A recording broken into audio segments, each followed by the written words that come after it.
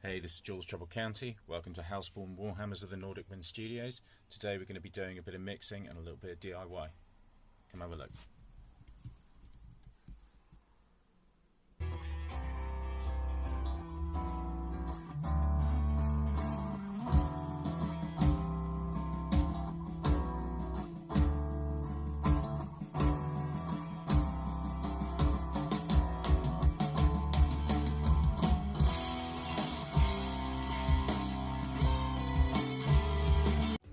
So one of the things we're going to be taking a look at today is the middle of the mix, the center channel as it were.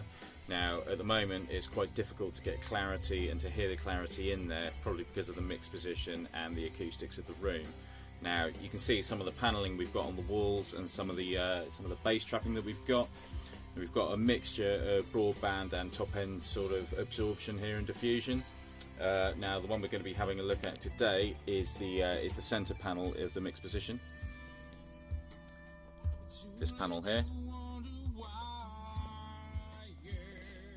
Now at the moment that is a relatively sort of thin foam. That's really only going to address the high frequencies, the top end frequencies, and the flutter echo. It's not going to do anything for the mid-range or the low end. So what we're going to do is we're going to get that panel down, we're going to fill it with some kind of fiberglass material or rock wool and recover it, get it back up there, and double check the mix afterwards and see if that gets us a bit more clarity.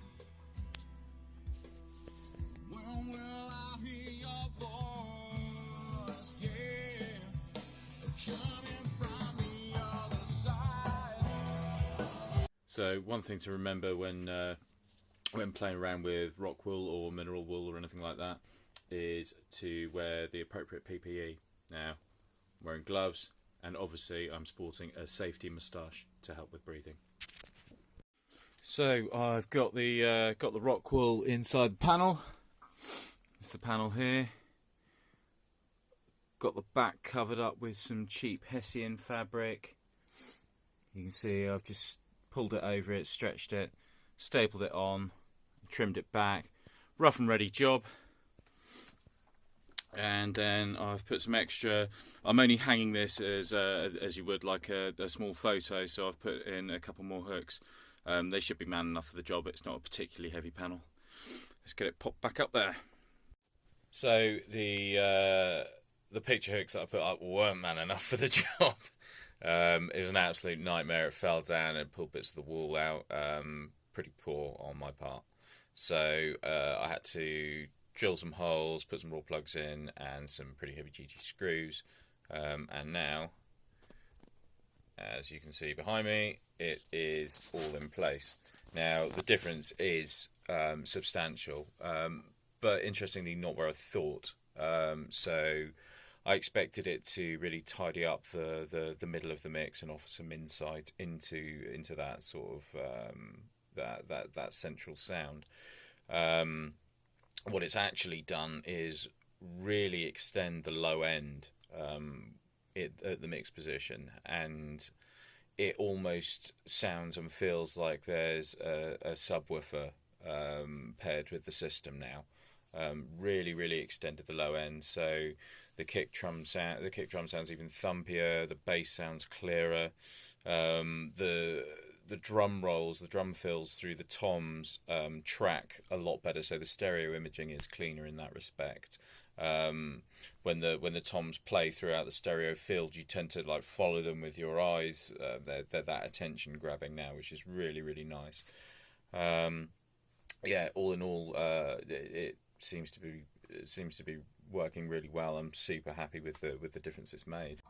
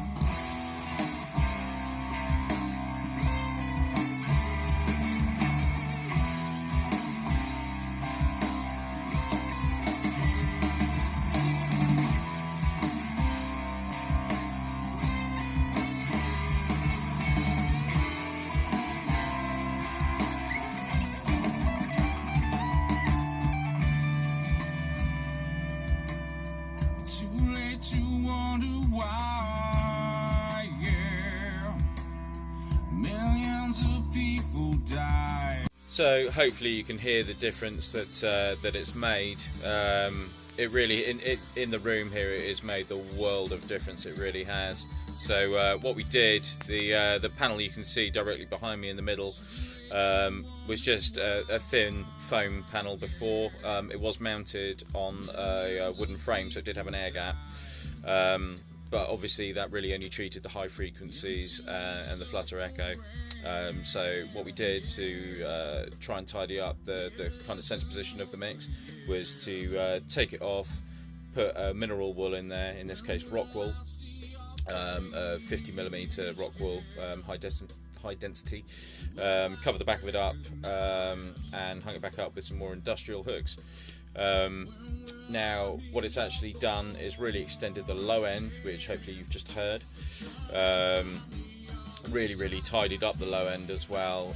The kick drum thumps harder, the bass guitars are clearer, the tom rolls are cleaner and have better stereo imaging. So I'd really recommend, if you are acoustically treating a room, not only do your mirror points, so your reflection points like to the sides of your speakers. Obviously I've also got a cloud. You can see the bass traps in the corners, which make a huge difference, obviously, because that's where you get the low end build up. And in the middle you can see we've got a broadband absorber, so it's really made the world of difference. So now we've adjusted the acoustics in the room, no better time to actually have a go at the low end again. I was struggling getting the bass guitars to really underpin the mix beforehand, and now that the acoustics have been adjusted, it's really opened up the low end and enabled me to hear it a bit better. So what we're going to do is have a quick look at the mix, have a quick listen at the bass guitar, and what I'll do, I'll show you how I've processed the DI track for the bass. So the song we're having a look at is our tune Lost in the Fall. This was released a little while ago, and we've got a video for it as well. You can go and check that out on YouTube. So remixing it to give the drums a bit more punch, a bit more low end, and really sort out the bass guitars and give a real underpinning low end throughout the entire song. It was something that was lacking in the original mix. I'm remixing this to go on to streaming platforms, so I really wanted to give it a bit more punch where it needed it. So this is the finished mix, so you can hear how the bass is sitting now. What we'll do, we'll have a quick look at how that was actually achieved.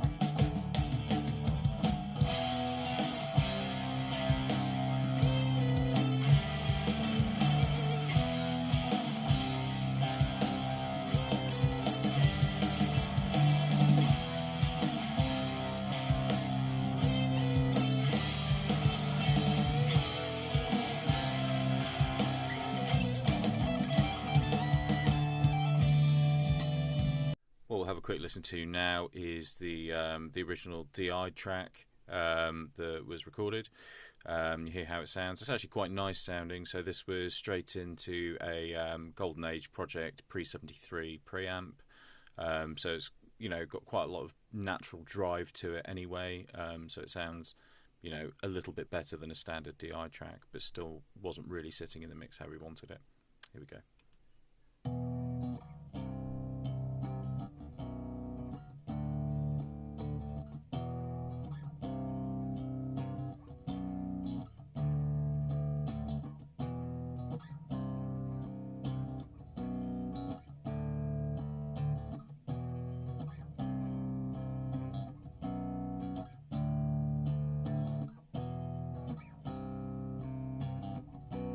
And I'll show you exactly how I go about processing a DI'd bass. So first of all, I would copy this track, copy the bass DI track, mute it because we don't want to listen to that anymore, and you'll see how big this project is in a minute. Right, so what we want to do is we want 3 new audio tracks, and what we're going to do is duplicate our bass DI track 3 times. So the first one we're going to call bass low, the second one bass mid, and the third one either bass high or bass distortion is more accurate. So let's solo these so you can hear them.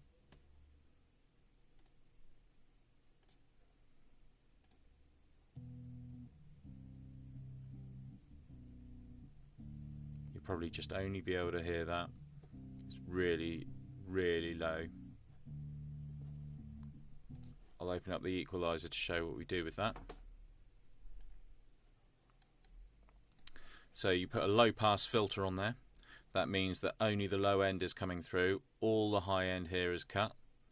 And that gives you this really sub-harmonic bass sound. And then what I did with it, because I really wanted to get a solid bass tone in this song, I did what's called serial compression. So you use more than one compressor in a row. So the first compressor, not too harsh at all, compressing at a 4:1 ratio, and not huge amount of reduction, and that's just taking the peaks off, and then that is followed by a second compressor set to maximum, essentially set to limit, so that gives a really solid underpinning bass within your mix. Now the second one, bass mid, that sounds like this.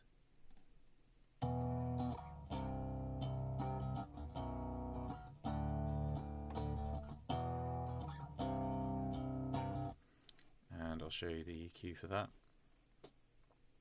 So essentially we've got a high pass filter on there, so we're cutting the low end, everything below 60 Hz, so all the low end rumble that you don't want.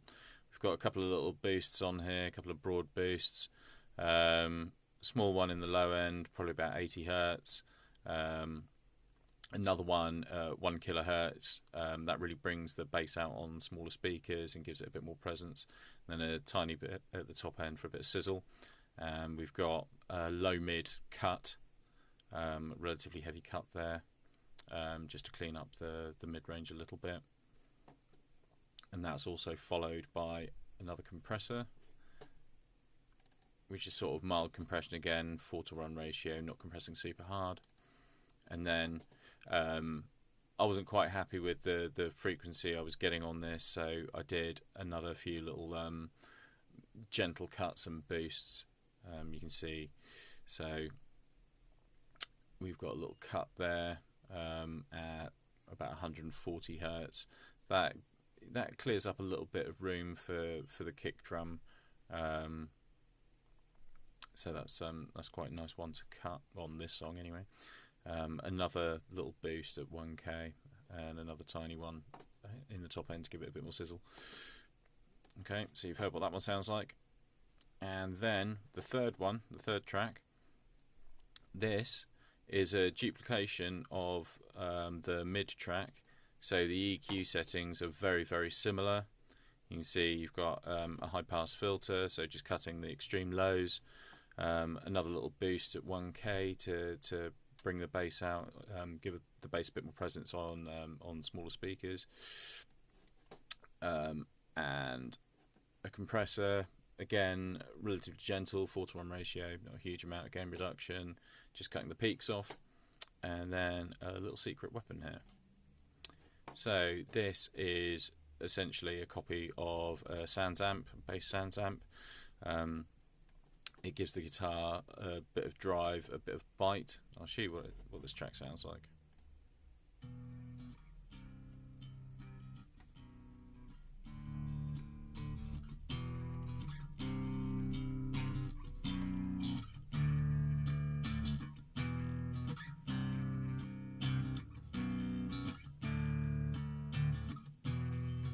You can probably hear the sort of low mid congestion in that, and that's done with the saturation of the SansAmp style plugin. So what I then do is take these 3 tracks and send them to a bus. Pull that up now. We've got quite a lot of processing on this bus as well. So this bus here is the bass guitar bus. Now we've got equalization, we've got compression, we've got serial compression, we've got limiting, and we've got extra saturation on this as well. So the final mixed bass sounds like this.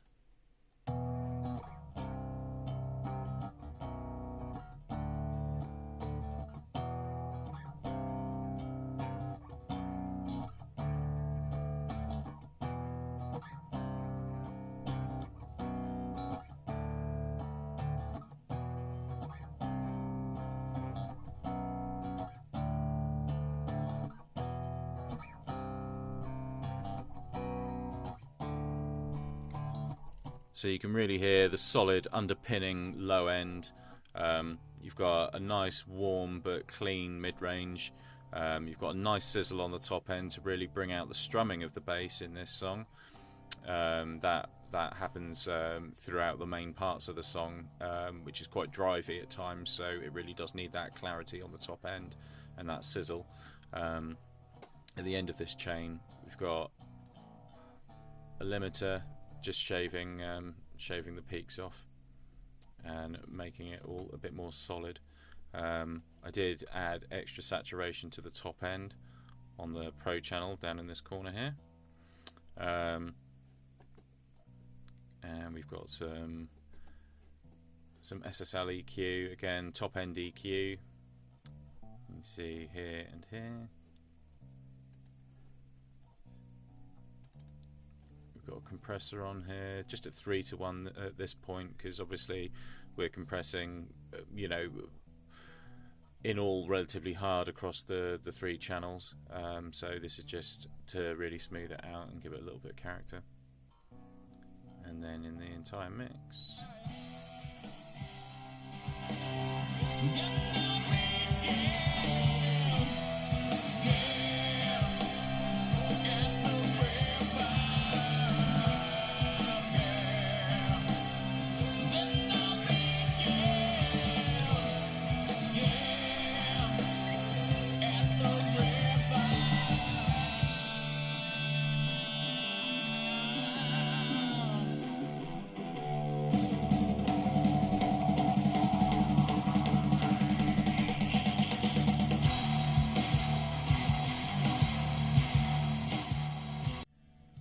So hopefully that gives you a bit of insight into how I process a bass DI in a song like this that's got quite a few elements to it.